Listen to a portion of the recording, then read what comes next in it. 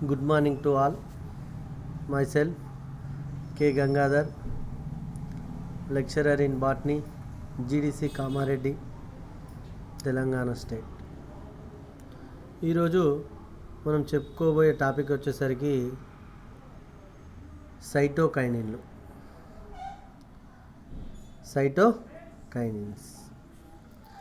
ఈ సైటోకైనిన్లో తీసుకున్నట్లయితే మనకు మొక్కలలో నిర్వచనం తీసుకున్నట్లయితే సైటోకైనిన్ల యొక్క నిర్వచనం తీసుకున్నట్లయితే మొక్కలలో కణ విభజనను, స్వరూపోత్పత్తిని ప్రేరేపించు వృద్ధి నియంత్రకాలను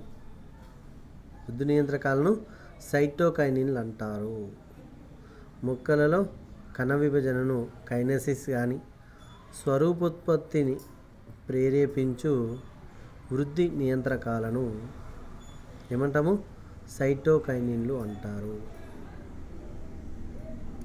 కాబట్టి ఇవి ముఖ్యంగా మనకు అడినైన్ల నుండి ఏర్పడిన ప్యూరిన్లు ఉత్పాదితాలుగా ఏర్పడడం అనేది జరుగుతూ ఉంటుందని మనకు వైజనర్ అనే శాస్త్రవేత్త, మనకెవరు? ఈ వైజనర్ అనే శాస్త్రవేత్త 1892 అనే శాస్త్రజ్ఞుడు మొక్కల్లో మనకి కైనసిస్ ద్వారా కణ విభజనకు అవసరమైన యోగికలు ఉండవచ్చని మొదటిసారిగా ఊహించాడు. కాబట్టి ఇక్కడ ఏమంటున్నాము? మనము సైటోకైనిన్ల యొక్క ఫస్ట్ డెఫినేషన్ రాయాలి. మొక్కలు ఏం చేస్తాయి?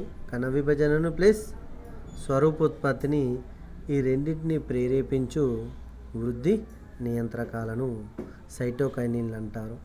ఇవి ముఖ్యంగా అడినైన్ల నుండి ఏర్పడిన ప్యూరిన్ ఉత్పాదితాలుగా చెప్పుకోవడం అనేది జరుగుతూ ఉంటుంది. కాబట్టి ఇది వైజనర్ అనే శాస్త్రవేత్త 1892లోనే శాస్త్రజ్ఞుడు ఈ మొక్కలలో సైటోకైనసిస్ కణ విభజనను అవసరమైన యోగికలు ఏర్పడవచ్చని మొదటిసారిగా ఊహించాడు. కాబట్టి ఇక్కడ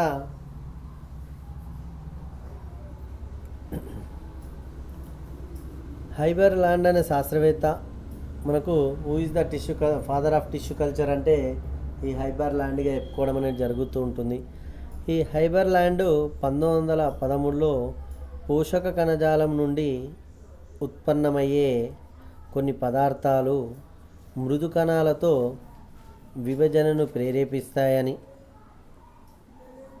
కనుగొన్నారు. ఏమంటాం ఇక్కడ? హైబర్ ల్యాండ్ అనే శాస్త్రవేత్త 1913లో పోషక కణజాలం నుండి ఉత్పన్నమయ్యే కొన్ని పదార్థాలు మృదు కణాలలో విభజనను ప్రేరేపిస్తాయని కనుగొన్నారు.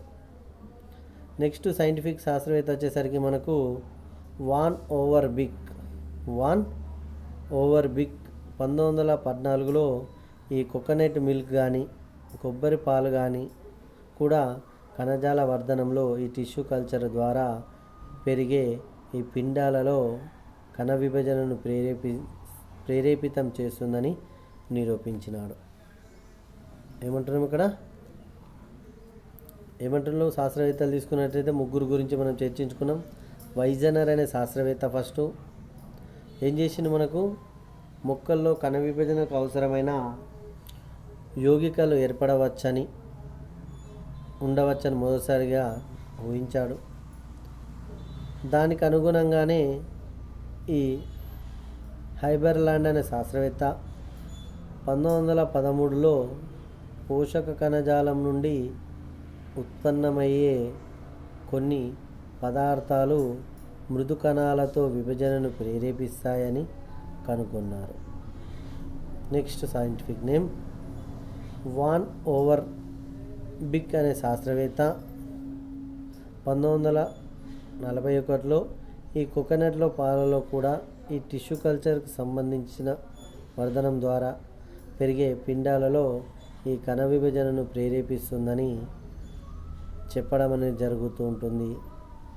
తర్వాత మనకు ఈ మొక్కలలో తీసుకున్నట్లయితే మనకు ఈ కార్లస్ మిల్లర్ అనే శాస్త్రవేత్త 1961లో, ఇదంతా కూడా మనకి ఇంట్రడక్షన్గా చెప్పుకుంటాం. ఈ శాస్త్రజ్ఞుడు అటోక్లేవ్ అనే పరికరం ఉంటుంది. ఈ అటోక్లేవ్ ద్వారా వేడికి గురి చేయబడిన ఈ హెరింగ్ పురుషబీజ డిఎన్ఏ నుండి వేరు చేసిన ఒక కారకం కణ విభజనను ప్రేరేపిస్తుందని కనుగొన్నారు. దీనినే కైనెటిన్ అని పిలిచారు. ఏమని పిలిచారు? దీనిని కైనెటిన్ అని పిలిచారు. ఇది రాసాయనికంగా తీసుకున్నట్లయితే మనకు ఈ 6-ఫర్ఫ్యూల్ అమైనోఫ్యూరిన్ మనకు అడినైన్ నుండి ఉత్పన్నమవుతుందని ప్రస్తుతము తెలియజేయడం అనేది జరుగుతుంటుంది. ఈ మొక్కలలో ఈ కైనెటిన్ అనేది సహజ సిద్ధంగా ఇదేం చేస్తుంది? లభ్యం కాదు. కాబట్టి ఇది సహజ సిద్ధంగా లభ్యం కాదు కాబట్టి ఇది కణ విభజనను ప్రేరేపిస్తాయని తెలిసింది. కాబట్టి మొక్కలలో ఈ పదార్థాల్లో అన్నిటినీ కలిపి మనకు ఈ కైనెటిన్ అని అన్నారు. పదార్థాలన్నింటినీ కలిపి ఏమన్నారు? కైనిన్లుగా చెప్పుకున్నారు.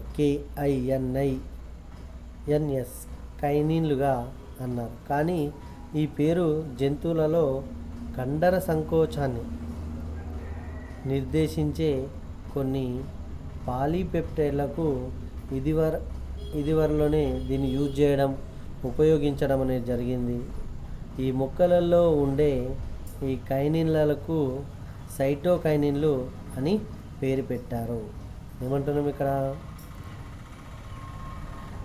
కణ విభజనను ప్రేరేపిస్తుందని పై విధంగా ఈ హైబర్ ల్యాండ్ కానీ, వైజనర్ కానీ, తర్వాత వాన్ ఓవర్ బిక్ కానీ, కార్లెస్ మిల్లర్లు కానీ, ఈ వివిధ శాస్త్రజ్ఞులు మనకు ఈ కణ విభజన ప్రేరేపిస్తుందని కనుక్కోవడం అనేది జరిగింది.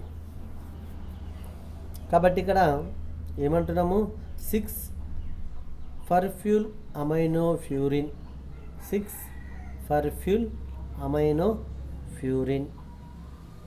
ఇక్కడ అడినిన్ నుండి మనకు గువానిన్, సైటోసిస్ అని ఉంటుంది కదా. ఈ అడినిన్ నుండి ఉత్పన్నమవుతుందని ప్రస్తుతం తెలుసుకోవడం జరిగింది.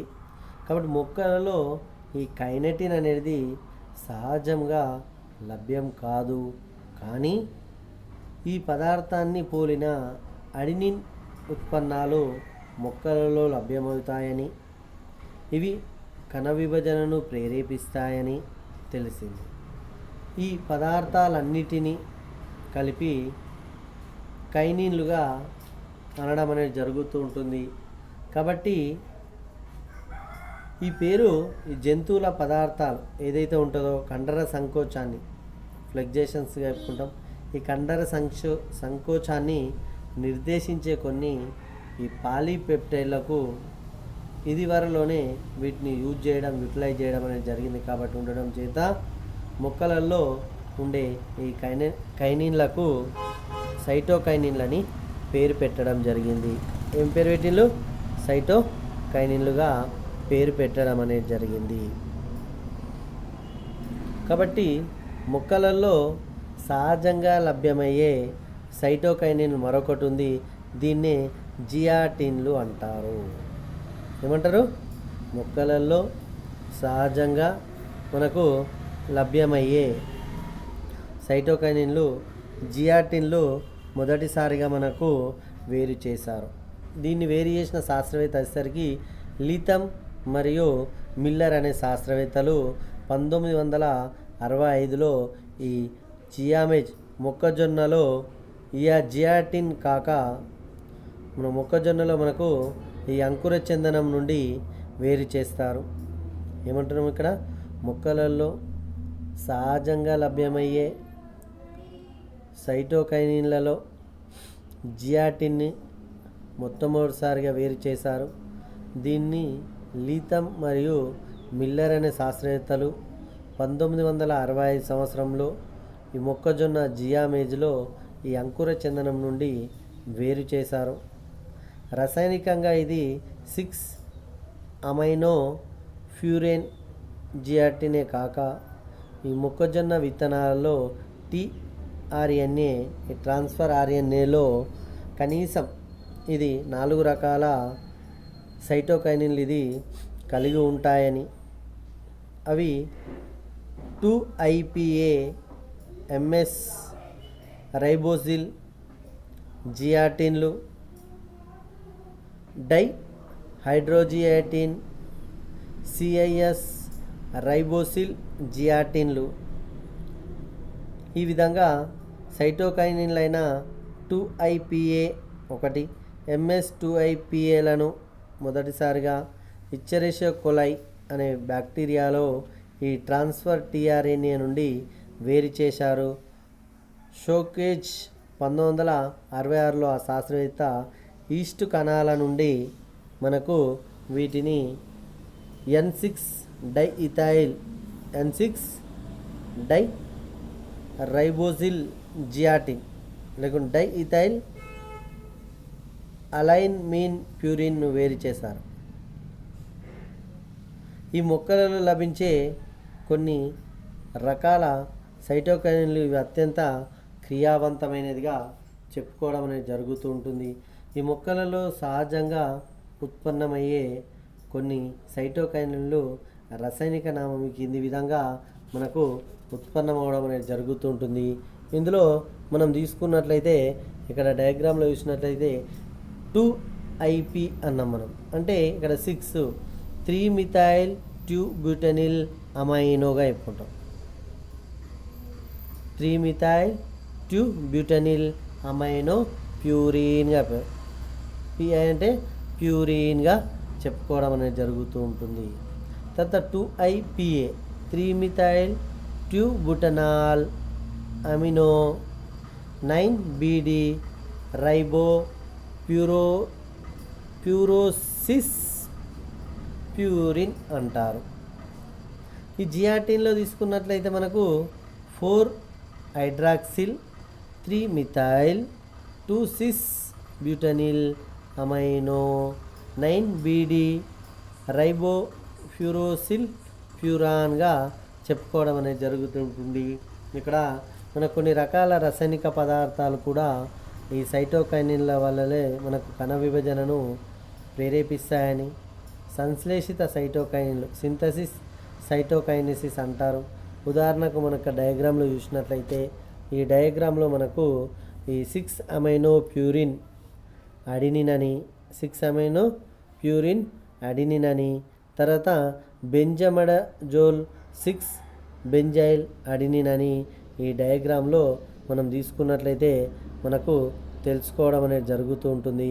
కాబట్టి ఇక్కడ ఈ డయాగ్రామ్లో మనము కైనెటిన్ యొక్క స్ట్రక్చరు, 1 బెంజైల్ అడినిన్ యొక్క స్ట్రక్చరు, తర్వాత జియాటిన్ యొక్క స్ట్రక్చరు, ఈ 3 స్ట్రక్చర్లను కలిపి మనము ఈ జీవ విశ్లేషణలో మనము తెలుసుకోవడం అనేది జరుగుతుంటుంది. ఈ సైటోకైనిన్లు ఈ యాంజియోస్ప్రోమ్లో తీసుకున్నట్లయితే ఈ ఆవృత బీజాల్లో చురుకుగా పెరిగే భాగాలలో మనకు ఇక్కడ ఏముంటుంది, ఎక్కువగా సంశ్లేషణ చేయబడతాయి. ఇవి పిండంలోని అంకుర చందనంలో, పిండం ఉంటుంది కదా, ఆవృత బీజాల్లో పెరిగే పోషక పదార్థాలను రవాణా చేసే పదార్థాన్ని మనము అంకుర చందనంగా చెప్పుకోవడం అనేది జరుగుతుంది.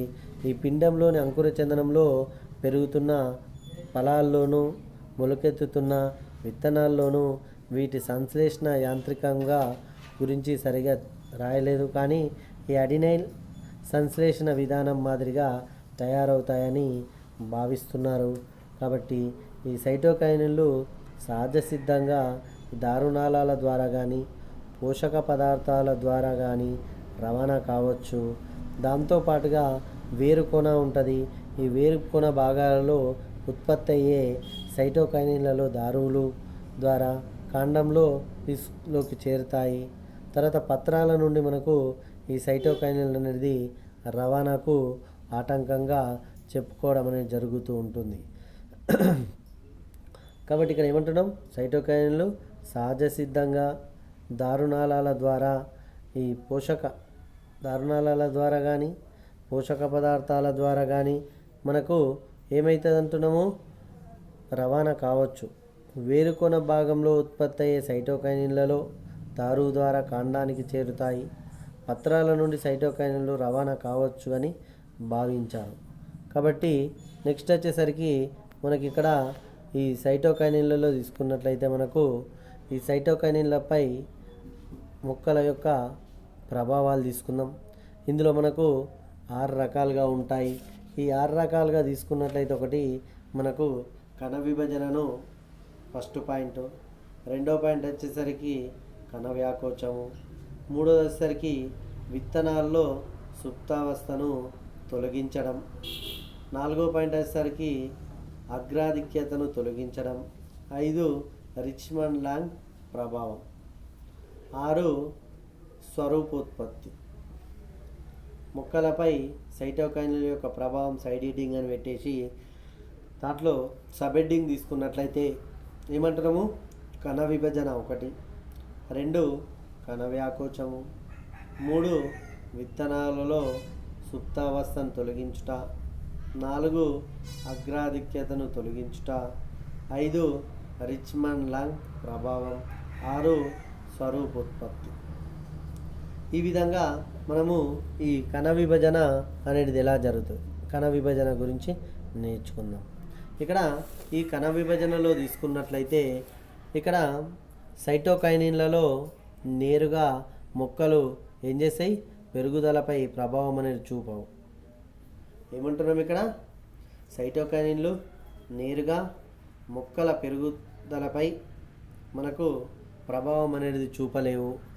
ఇవి ఆక్సిన్లతో కలిసి కణజాలంతో కణ విభజనను, ఈ స్వరూపోత్పత్తిని ప్రోత్సహిస్తాయి. కాబట్టి ఈ ఆక్సిన్లు సైటోకైనిన్లు కలిగిన ఈ పోషక యానకం మీద మృదు కణజాలం పెంచినప్పుడు మృదు కణజాలం అనేది పెంచినప్పుడు ఏం జరుగుతుంది, మనకు మృదు కణజాలం అనేది పెంచినప్పుడు మృదు కణజాలం అనేది పెంచినప్పుడు నిర్దిష్టమైన ఆకారం లేని ఒక కణ సముదాయం అనేది ఏర్పడుతుంది. కాలస్గా చెప్పుకుంటాం దాన్ని. ఏమంటున్నాము, సైటోకైనిన్లు నేరుగా మొక్కల పెరుగుదలపై ప్రభావం అనేది చూపకుండా ఏం జరుగుతుంది, ఇక్కడ ఆక్సిన్లు కానీ ఈ సైటోకైనిన్లు ఇవి రెండు టిష్యూ కల్చర్లో మనకు సైటోకైనిన్లు కణ విభజనను, స్వరూపోత్పత్తిని ప్రోత్సహిస్తాయి. కాబట్టి ఈ ఆక్సిన్లు ఈ సైటోకైనిన్లు కలిగిన ఈ పోషక యానకం మీద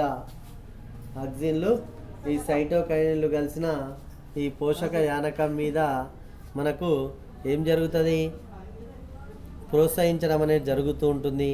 అవి నిర్దిష్టమైన ఆకారం లేని కణ సముదాయంగా ఏర్పడుతుంది అని మనకు ఇక్కడ కారణం.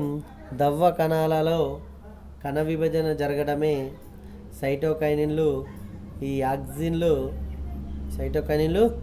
ఆక్సిన్ల నిష్పత్తి అధికంగా ఉన్నట్లయితే ఈ కాలస్లోని కణాలు విభేదన చెంది ఈ కాండం కానీ ఈ మొగ్గలు యొక్క పత్రాలు అనేది ఏర్పడతాయి.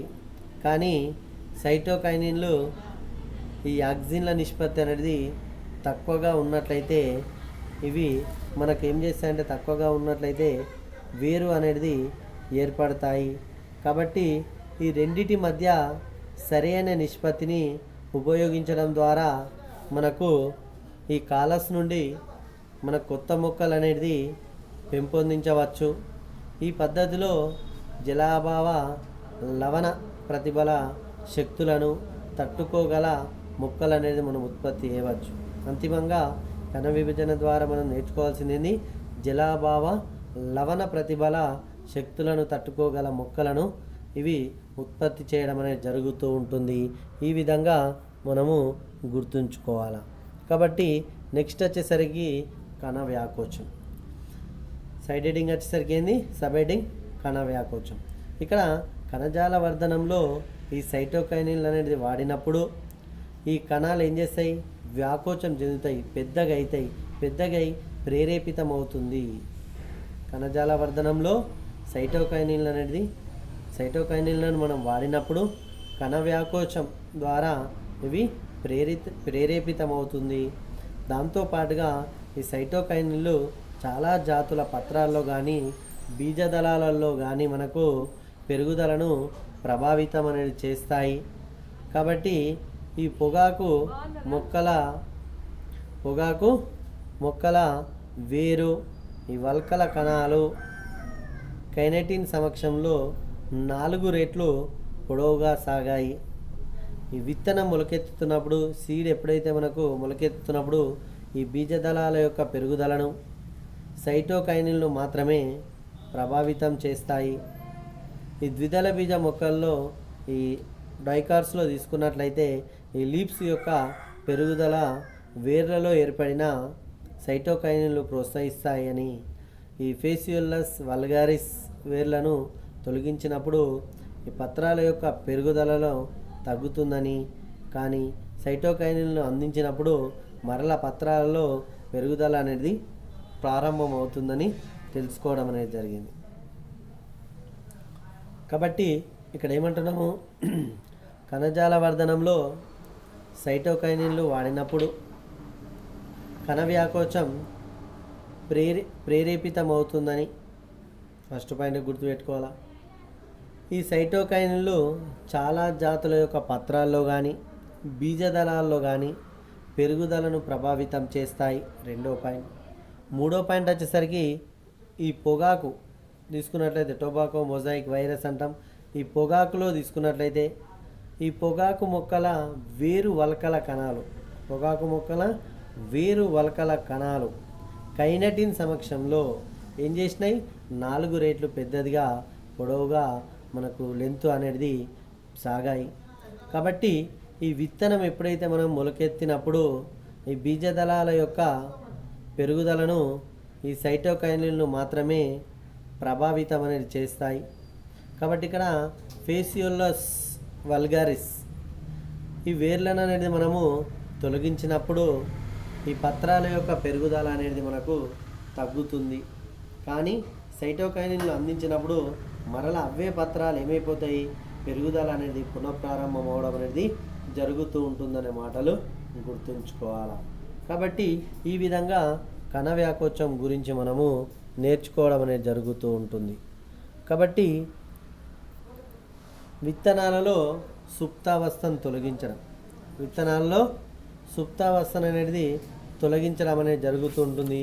ఈ విత్తనాల్లో ఈ సుప్తావస్థను ఎలా తొలగిస్తామనే విషయాల గురించి మనకు ఇక్కడ నేర్చుకున్నట్లయితే, విత్తనాల్లో సుప్తావస్థను ఈ సైటోకైనిన్లు అనేది తొలగిస్తాయి.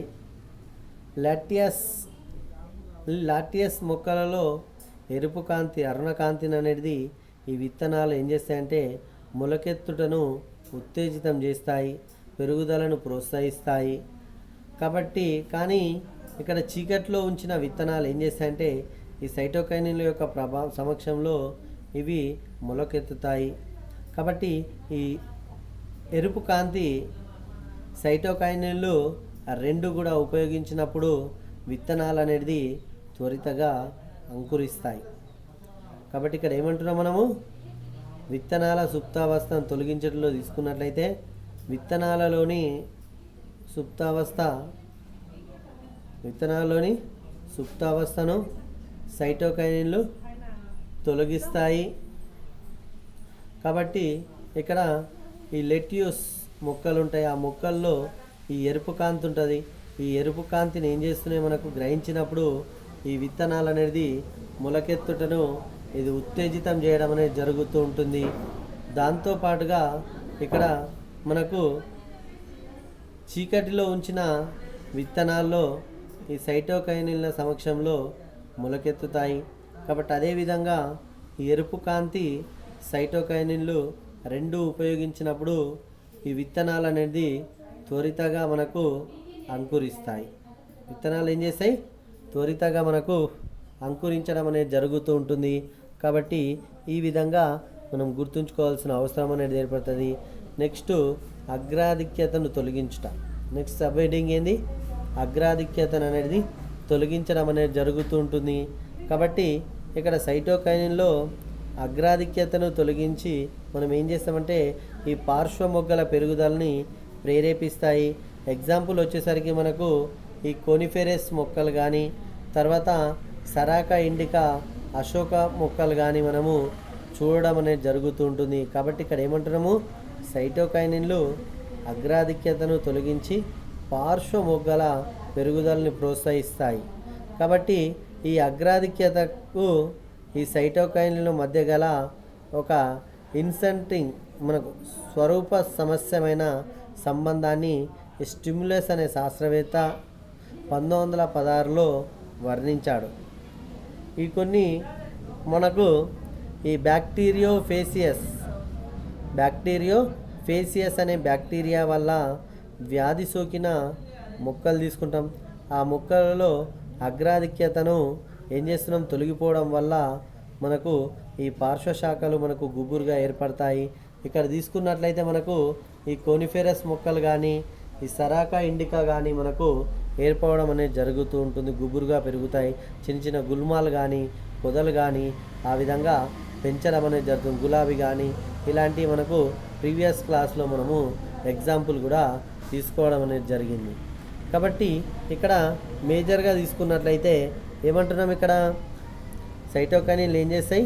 అగ్రాధిక్యతను తొలగించి పార్శ్వ మొక్కల పెరుగుదలని ఇవి ప్రేరేపిస్తాయి.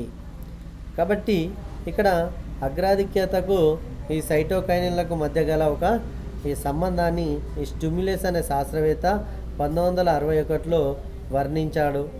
కొన్ని బ్యాక్టీరియోఫేసియస్ అనే బ్యాక్టీరియా వల్ల ఈ వ్యాధి సోకిన మొక్కలలో అగ్రాధిక్యతను తొలగిపోవడం వల్ల ఈ పార్శ్వభాగాలు మనకు గుబురుగా ఏర్పడతాయి.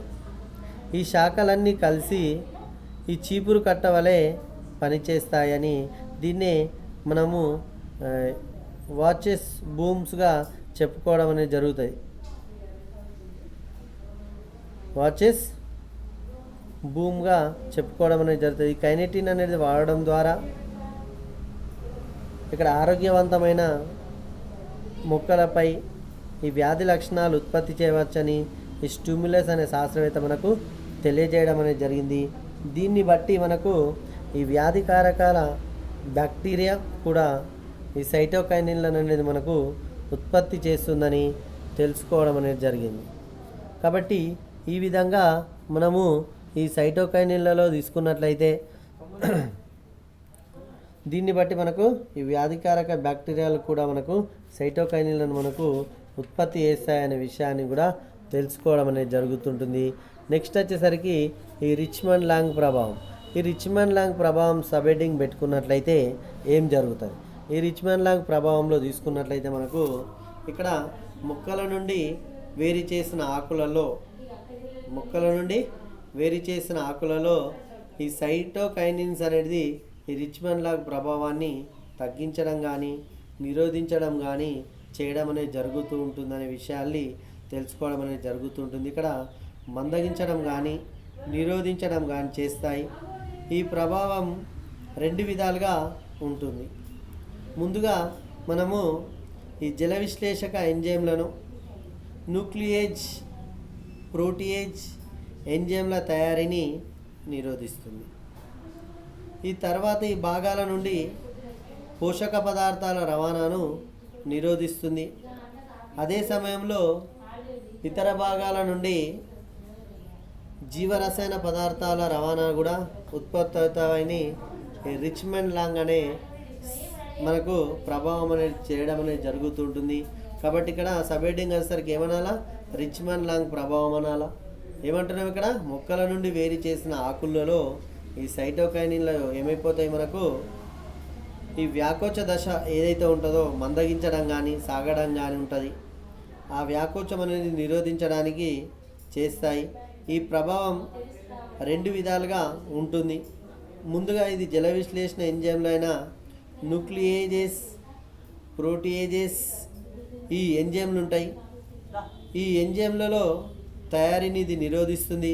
తర్వాత ఈ భాగాల నుండి మనకు ఈ పోషక పదార్థాల యొక్క రవాణాను, అదే సమయంలో ఇతర భాగాల నుండి రవాణా అవుతాయి అనే విషయాన్ని మనము గుర్తుంచుకోవాల్సిన అవసరం అనేది ఏర్పడడం అనేది జరుగుతూ ఉంటుందనే విషయాలు గుర్తుపెట్టుకోవాలి. తర్వాత నెక్స్ట్ పాయింట్ వచ్చేసరికి మనకు ఈ స్వరూపోత్పత్తిని ప్రోత్సహిస్తాయి. ఈ స్వరూపోత్పత్తిని తీసుకున్నట్లయితే మనకు ఈ సైటోకైనిన్లో స్వరూపోత్పత్తి, సైటోకైనిన్లో కాంతిని ప్రతిక్షేపించడం ద్వారా కానీ లేదా సమన్వయపరచడం కోఆర్డినేషన్ చేయడం కానీ వల్ల కానీ మొక్కలలో అనేక రకాల ప్రక్రియలను ఇదేం చేస్తుంది, నియంత్రిస్తాయి, కంట్రోల్ అనేది చేయడం అనేది జరుగుతూ ఉంటుంది. కాబట్టి సైటోకైనిన్లు కాంతిని ప్రతిక్షేపించడం ద్వారా కానీ లేదా సమన్వయపరచడం వల్ల కానీ మొక్కలలో అనేక రకాల ప్రక్రియలను ఇది నియంత్రించడం అనేది జరుగుతూ ఉంటుంది. వీటి ప్రభావం వల్ల ప్రోప్లాస్టిల్లు హరితరేణువులు అనేటి ఏర్పడడం అనేది జరుగుతూ ఉంటాయి. కాబట్టి ఇవి విభేదన చెందుతాయి. అంతేకాకుండా ఇక్కడ ఈ క్లోరోఫిల్ సంశ్లేషణ కూడా ఆ రేటుని, ఆ మెటబాలిజం యొక్క రేటును కూడా ఇది పెంచడం అనేది జరుగుతూ ఉంటుంది. ఈ ద్విలింగ పుష్పాలు ఉంటాయి. ఈ ద్విలింగ పుష్పాలలో తీసుకున్నట్లయితే మనకు ఈ సైటోకైనిన్లు తీసుకున్నట్లయితే ద్విలింగ పుష్పాల్లో సైటోకైనిన్ల యొక్క ప్రభావం వల్ల ఇవేమైపోతాయి, మనకు లింగక్రమం అనేది మారి స్త్రీలింగ పుష్పాలు పురుష పుష్పాలుగా మనకు వృద్ధి చెందడం అనేది జరుగుతుంది.